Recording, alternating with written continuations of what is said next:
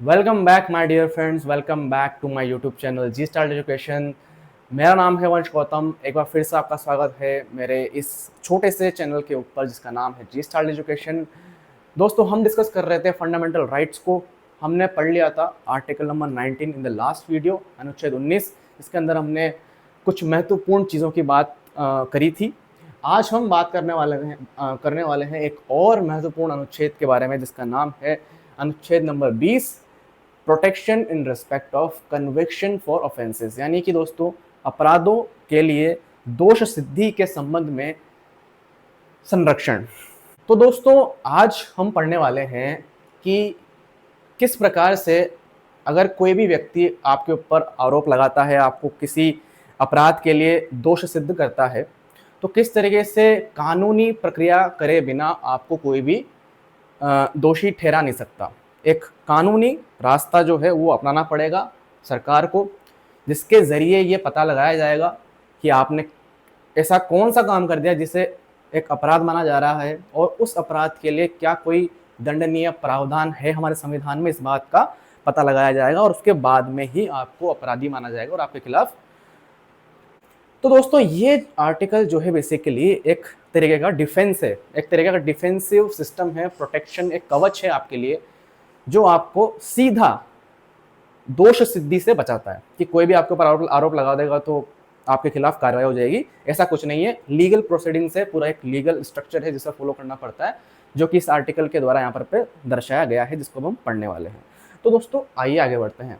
इस आर्टिकल के अंदर पूरे 3 क्लॉजेस हैं, 3 खंड है, 1, 2 एंड 3। आइए डिस्कस करते हैं। सबसे पहले number 1, a person can not be punished for an act that was not a crime when it was committed.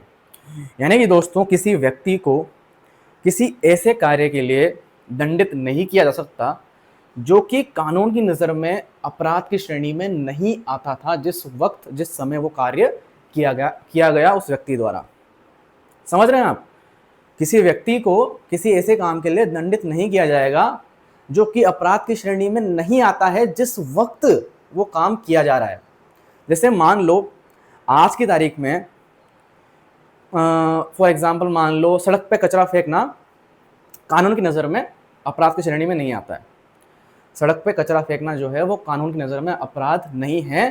तो अगर आज कोई व्यक्ति सड़क पे कचरा फेंक देता है तो उसके खिलाफ कोई एक्शन नहीं होगा, कोई लीगल एक्शन नहीं होगा। पुलिस उसको उठा करके जेल में नहीं डालेगी, उस पर फाइन नहीं लगाएगी। लेकिन कल को 2 दिन बाद सरकार एक कानून लेकर के आती है कि कोई भी व्यक्ति अपना घर का कचरा जो है सड़क पर नहीं फेंकेगा। तो 2 दिन बाद जब ये कानून आता है तो ये कानून जो है, इस कानून के लागू होने से पहले जितने भी ऐसे केस हुए हैं उन पर लागू नहीं होगा। 2 दिन पहले अगर किसी व्यक्ति ने कचरा फेंका होगा बाहर, तो 2 दिन बाद जो है ये कानून आने के बाद उस व्यक्ति को दंडित नहीं किया जा सकता है।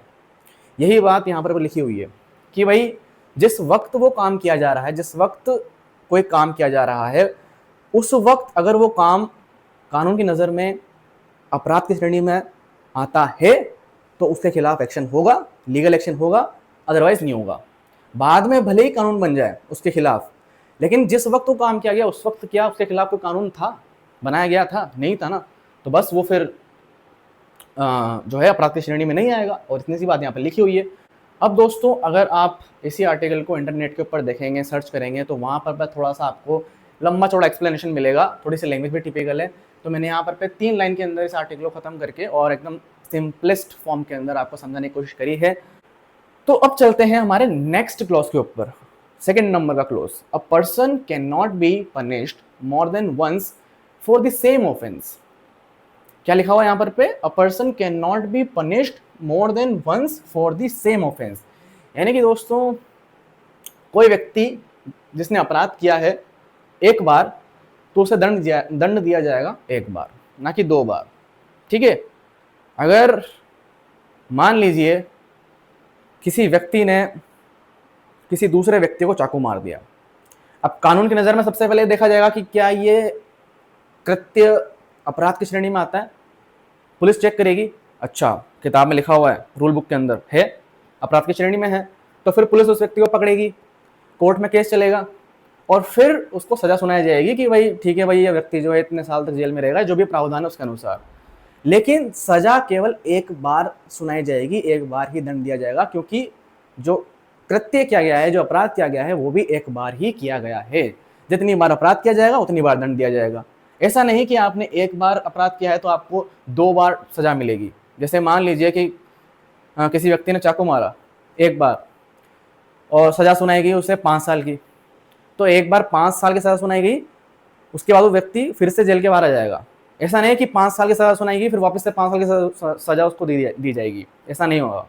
ठीक है, तो इतनी सी बात यहाँ पे लिखी गई है कि एक 1 क्राइम 1 पनिशमेंट। ठीक है, अब आगे बढ़ते हैं आर्टिकल नंबर 23 के ऊपर, यानी कि आर्टिकल नंबर 20 का clause number 3। An accused person can not be forced to give evidence against themselves. यानी कि दोस्तों, अगर किसी व्यक्ति के ऊपर किसी अपराध के लिए आरोप लगा है कि उसने फलाना ढींगना कोई अपराध करा है, तो उस व्यक्ति को फोर्स नहीं किया जाएगा कि वो अपने ही खिलाफ प्रमाण दे, एविडेंस दे कोर्ट के अंदर कि मैंने अपराध किया है। ठीक है, समझ रहे हो बात को? फॉर एग्जाम्पल, आजकल पेपर लीक का बहुत मौसम चल रहा है। ठीक है, तो मान लीजिए पुलिस ने, मान लीजिए असली में नहीं, मान लीजिए पुलिस ने पेपर लीक करने वाले को पकड़ लिया है।